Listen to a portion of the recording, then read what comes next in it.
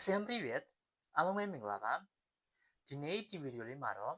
ရုရှားဘာသာစကားမှာအသုံးများတဲ့ adjective အကြောင်းများကိုညှောက်ပြီးမှဖြစ်ပါတယ်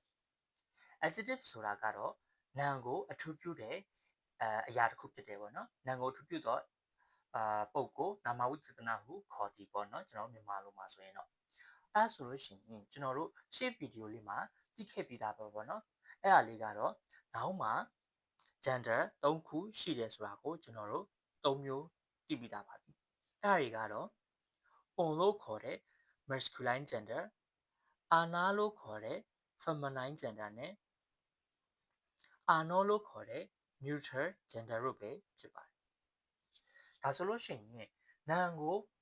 ကိုအထူးပြုတဲ့ပုဂ္ဂိုလ်နာမဝိသေသနလို့ခေါ်တာဖြစ်တဲ့အတွက်ကြောင့်သူ့ကိုအထူးပြုတဲ့အရာတွေအကုန် adjective တွေမှာဆိုလို့ရှိရင်လေသူ့ကို gender 3မျိုးနဲ့ထပ်ပြီးတော့တွေ့ရမှာဖြစ်ပါတယ်အဲ့ဒါတွေကလည်းပဲ on လို့ခေါ်တဲ့ masculine gender ana လို့ခေါ်တဲ့ feminine gender နဲ့ ano လို့ခေါ်တဲ့ neutral gender တို့ပဲဖြစ်ပါတယ်အဲဆိုရင် adjective ကို adjective မှာ gender 3ခုရှိတယ်ဆိုတော့သိပြီဘယ်လိုတွေကိုကြည့်ပြီးတော့မှon လား ana လား ano လဲဆိုတာကိုသိနိုင်မလဲဒါဆိုလို့ရှိရင်တော့ on ကိုအကယ်၍ masculine gender ပိုင်ဆိုင်တဲ့ adjective တွေရဲ့စကားလုံးရဲ့အနောက်ဆုံးသက်စကားလုံးအခရာကိုကြည့်မယ်ဆိုလို့ရှိရင် e နဲ့ဆုံးမယ် e နဲ့ဆုံးမယ် oe နဲ့ဆုံးနေမယ်ဆိုလို့ရှိရင်တော့ masculine gender ပိုင်ဆိုင်တဲ့ adjective များပဲဖြစ်ပါတယ်ဒါဆိုလို့ရှိရင် ana လို့ခေါ်တဲ့ feminine gender ကိုပိုင်ဆိုင်တဲ့ adjective တွေရဲ့စကားလုံးအနောက်မှာဆိုလို့ရှိရင်တော့အာယာနဲ့ဆုံးမယ်ယာနဲ့ဆုံးနေမယ်ဆိုလို့ရှိရင်တော့ဒီစကားလုံးတွေကို ana gender ပိုင်ဆိုင်တဲ့ adjective များလို့ခေါ်ပါတယ်ထိုနည်းတူစွာပဲ ano လို့ခေါ်တဲ့ neutral gender ကိုပိုင်ဆိုင်တဲ့စကားလုံးတွေရဲ့အနောက်မှာဆိုလို့ရှိရင် oye နဲ့ဆုံးမယ်ရေနဲ့ဆုံးနေမယ်ဆိုလို့ရှိရင်တော့ ano လို့ခေါ်တဲ့ neutral gender ကိုပိုင်ဆိုင်တဲ့ adjective များပဲဖြစ်ပါတယ်ဒါဆိုရင်စကားလုံးတွေရဲ့အခရာမှာစကားလုံးတွေရဲ့နောက်ဆုံးအခရာကိုကြည့်ပြီးတော့မှ gender ကိုခွဲခြားလို့ရမှာဖြစ်ပါတယ်ဒါဆိုလို့ရှိရင်ဆက်ပြီးတော့မှစကားလုံးလေးတွေနဲ့ပို့ပြီးတော့မြင်သာသွားအောင်ကြည့်လိုက်ပါမယ်အကယ်၍ masculine gender ကိုပိုင်ဆိုင်တဲ့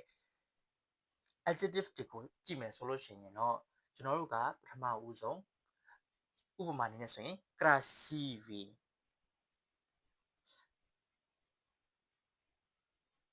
красивый နောက်ထပ်တစ်ခုအနေနဲ့ဆိုလို့ရှိရင် no хороший хороший နောက်တစ်ခုဆိုရင် большой большой ဒီညမှာဆိုလို့ရှိရင်သတိထားမှာကသူ့ရဲ့အဆုံးသက်အဆုံးစကားလုံးတွေက e နဲ့ဆုံးနေမယ် e နဲ့ဆုံးနေမယ်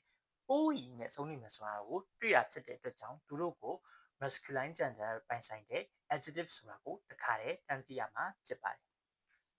ဟုတ်တယ် feminine gender ကိုဆုံးတာကိုသိနိုင်မလဲဆိုလို့ရှိရင်တော့သူတို့ရဲ့အဆုံးသက်အခရာတွေကိုပြောင်းလဲပြရမှာဖြစ်ပါတယ်အဲ့ဒါတွေကတော့ခုန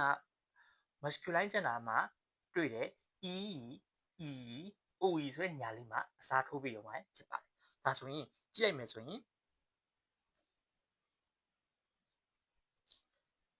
красивая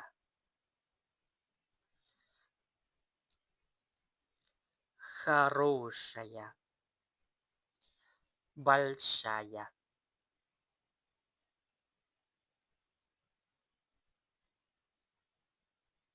большая ဒါဆိုလို့ရှိရင်ဒီနေရာမှာဆိုရင်တော့အကုန်လုံးကအာယာလေးနဲ့ဆုံးနေပေါ့နော်အကယ်၍ဒါဆိုရင်adjective အရှိကmasculine gender မှာ စီညီဆိုတဲ့ဟာလေးတစ်ခုထပ်တိုးလိုက်ပါမယ်စီညီအမှ красивый ဆိုတာလှပတော့ хороший ဆိုတာကхороший ဆိုတာကကောင်းမွန်တော့большой ဆိုတာကကြီးမားတော့စီညီဆိုတာကတော့ အပြာရောင်ပေါ့နော်အယောင်ကိုပြောတယ်အပြာရောင်ဖြစ်ပါတယ်စီညီဒါဆိုရင်အဲ့လို e နဲ့ဆုံးတဲ့ဟာလေးတွေကိုကျွန်တော်တို့ကပြောင်းမယ်ဆိုရင်သူအာနာဖောင်ကိုပြောင်းတော့မယ်ဆိုရင်စီညာယာဆိုတဲ့ဒီလိုမျိုး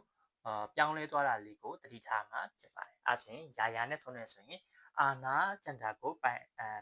feminine ကျန်တာကိုပိုင်ဆိုင်တဲ့ adjective ဆိုတာကိုသိရမှာဖြစ်ပါတယ်ဒါဆိုရင်အာနောဖောင်ကိုခုလိုမျိုးထပ်ပြီးပြောင်းမယ်ဆိုလို့ရှိရင်เนาะဖြစ်သွားမယ့်ပုံစံလေးကခုနလိုမျိုးပဲဒီရဲ့အဆုံးတိုက်စကလုံးလေးတွေနေရာမှာအစားထိုးပြီးပြောင်းလဲပြရုံပဲဖြစ်ပါတယ်ဒါဆိုရင် красивое хорошее ပြီးရင် большое ပြီးရင် синее синее ဆိုပြီးတော့အခုလိုမျိုးသူတို့ရဲ့နောက်ဆုံးတဲ့အခရာလေးတွေကို o ရဲ့ ye ရဲ့ o ရဲ့ ye ရဲ့ဆိုတဲ့အဆုံးသက်စကားလုံးတွေကြည့်ပြီးတော့မှသူတို့ကအာနောကျန်တာကိုပိုင်ဆိုင်တဲ့ adjective တွေဆိုတာကိုသိရမှာဖြစ်ပါတယ်ဒီနေရာမှာစကားလုံးတွေကတော့အများကြီးတွေ့ရမယ်ပေါ့နော်ဒါပေမဲ့သူတို့အကုန်လုံးရဲ့အဓိပ္ပာယ်ကတော့တစ်ခုတည်းပဲဖြစ်ပါတယ်ဒါတွေအကုန်လုံးကသူ့နောက်မှာလိုက်တဲ့noun ရဲ့ gender ကိုမူတည်ပြီးတော့မှပဲပြောင်းလဲရမှာဖြစ်ပါတယ် noun ရဲ့ gender ပေါ်မှာမူတည်ပြီးတော့မှပြောင်းရမှာဖြစ်ပါတယ်အကယ်၍ noun ရဲ့ gender က on ဖြစ်နေမယ်ဆိုရင် on form ကိုသွားပြီးပြောင်းလဲပေးရုံပဲဖြစ်ပါတယ်အကယ်၍အာနာဖြစ်နေမယ်ဆိုရင်အာနာ form အာနောဖြစ်နေမယ်ဆိုလို့ရှိရင်တော့အာနောဖြစ်နေမယ်ဆိုလို့ရှိရင်တော့အာနော form ကိုပြောင်းပေးရမှာဖြစ်ပါတယ်ဒါဆိုလို့ရှိရင်ပို့ပြီးတော့မှnoun နဲ့ adjective နဲ့ကိုတွဲပြီးတော့မှကြည့်လိုက်ပါမယ်အဲဆိုရင်ဥပမာအနေနဲ့ဆိုလို့ရှိရင်ခညိကာပေါ့နော်ခညိကာဆိုတာစာအုပ်ပြီးလို့ရှိရင်တွဲရမယ့် noun က красивый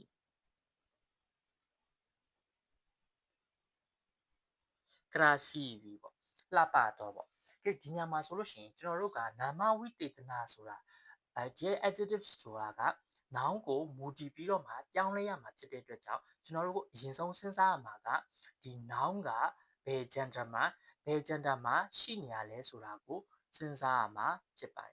တယ်။ဒီညမှာကြည့်တဲ့ချိန်ကျတော့ noun ကနောင်ရဲ့နောက်ဆုံးအခရာဖြစ်တဲ့ဒီမှာအာနဲ့ဆုံးနေပေါ့နော်အဲဆိုရင်ရှေ့ဗီဒီယိုမှာပြောထားသလိုမျိုးပဲအာရဲ့ယာရဲ့ဆုံးတဲ့ဟာလေးဆိုလို့ရှိရင်အာနာကျန်တာကိုပိုင်ဆိုင်တဲ့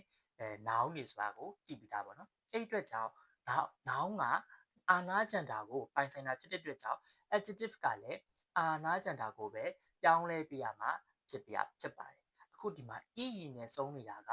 on form ပေါ့နော် on form ဖြစ်နေတဲ့အတွက်ကြောင့်သူ့ကိုအာနာဖောင်ပြဖြစ်တဲ့ красивая ဆိုတဲ့အာနာဖောင်လေးကိုပြောင်းလဲပြရမှာဖြစ်ပါတယ်ဒါဆိုလို့ရှိရင်သူတို့နှစ်ခုကိုတွဲပြီးတော့မှပြောမယ်ဆိုလို့ရှိရင်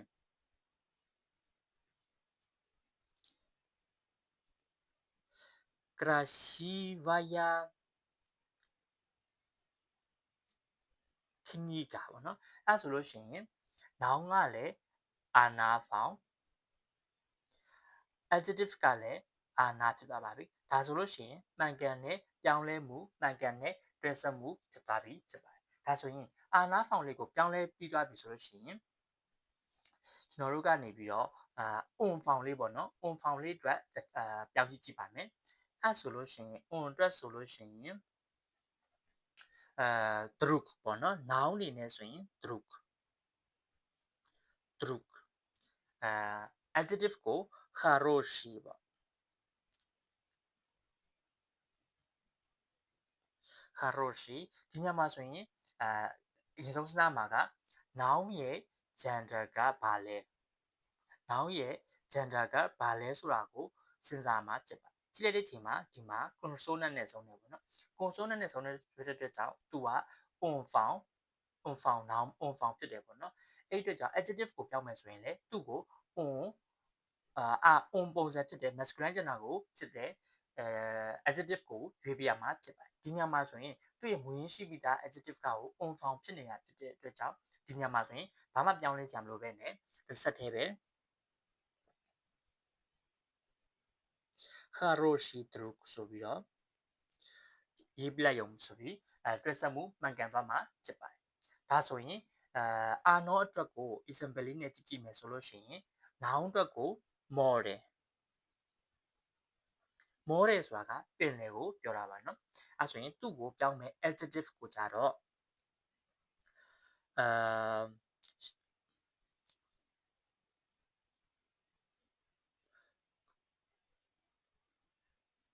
glubocki ပေါ့နော် glubocki ဆိုတာကနတ်တယ်ပေါ့နော်နတ်တော်ပေါ့နတ်တော်ပေါ့နော်ဒါဆိုရင်နတ်တော်ပင်လယ်ပေါ့နော်ပင်လယ်နတ်ကြီးပေါ့နော်နတ်ရောင်ကိုပြောတာမဟုတ်နော်အဲဆိုရင်ဒီနေရာမှာအရင်ဆုံးစဉ်းစားရမှာက noun ကဘယ် gender မှာရှိရဘယ် gender မှာရှိရလဲ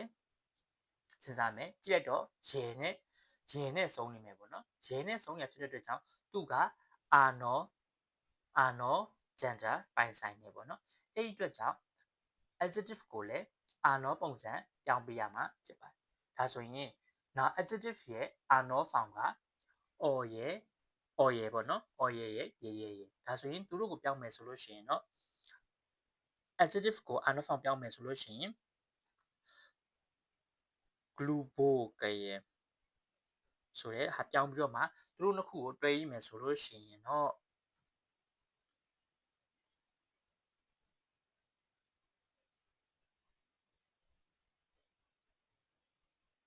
glubokaya မောတယ်ဆိုရင်ဒီညာလေးက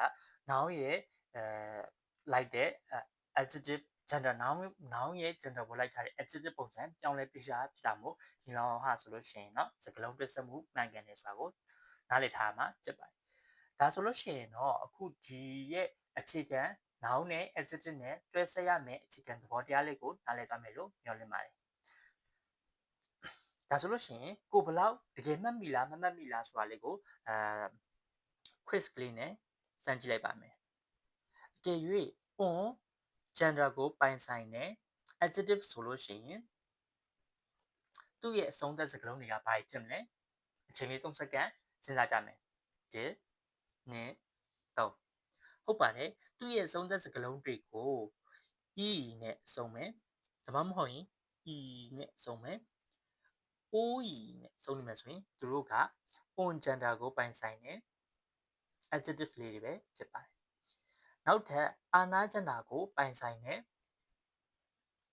adjective ဆိုလို့ရှိရင်ဘာလေးတွေဖြစ်မလဲ1 2 3ဟုတ်ပါတယ်အာယာနဲ့ဆုံးမယ်ယာနဲ့ဆုံးမယ်ဆိုလို့ရှိရင်တော့သူတို့ကအာနာ gender ကိုပိုင်ဆိုင်တဲ့ adjective လေးတွေပဲဖြစ်ပါတယ်ဒါဆိုရင်ထပ်ပြီးတော့မှအာနောအတွက်ကိုကြိုပြီးတော့မှစဉ်းစားကြရအောင်1 2 3ဟုတ်ပါတယ် or ရယ်နဲ့ဆုံးမယ်ရယ်နဲ့ဆုံးမယ်ဆိုလို့ရှိရင်တော့သူတို့ကအာနော gender ပိုင်ဆိုင်တဲ့ adjective လေးတွေပဲဖြစ်ပါတယ်ဒီလောက်ဆိုလို့ရှိရင်တော့ adjective ကိုမြင်ပြီဆိုတာနဲ့သူတို့က masculine လား feminine လား neutral ပိုင်ဆိုင်တဲ့adjective တွေလားဆိုတာကိုနားလည်ကြမယ်လို့မျှော်လင့်ပါတယ်ဒီ adjective တွေကလည်း noun ရဲ့ gender ကို motif ပြီးတော့မှပြောင်းလဲရတာဖြစ်တဲ့အတွက်ကြောင့်အရင်ဆုံး noun ရဲ့ gender ကိုကြည့်ပါ noun ရဲ့ gender ကိုပြောင်းလဲတဲ့အတိုင်း adjective တွေကိုလည်းလိုက်ပြီးတော့မှအခုလိုမျိုးတွေ့ရတဲ့သူတို့ရဲ့သက်ဆိုင်ရာပြောင်းလဲမှုတွေကိုလိုက်ပြောင်းလဲပြရမှာဖြစ်ပါတယ်ဒါဆိုလို့ရှိရင်တော့ဒီ adjective နဲ့ noun နဲ့တွဲဆက်မှုတွေကိုသဘောပေါက်နားလည်သွားမှာဖြစ်ပါတယ်အကယ်၍ဒီဗီဒီယိုလေးကအခုကြည့်ရှုနေတဲ့သူတွေအတွက်အကျိုးတစုံတရာရရှိခဲ့ရဆိုလို့ရှိရင်เนาะ like နဲ့ subscribe လေးလုပ်ခဲ့ပြီလို့ရပါတယ်နောက်ဗီဒီယိုများမှာလည်းရုရှားဘာသာစကားနဲ့ပတ်သက်တဲ့ knowledge တွေကိုပေးဆက်ပေးသွားမှာမို့အားလုံးပဲနောက်ဗီဒီယိုများမှာပြန်တွေ့ပါမယ်အားလုံးပျော်ရွှင်ကြမှာတဲ့နေ့သက်များကိုပိုင်ဆိုင်နိုင်ပါစေအားလုံးပဲပက္ကာ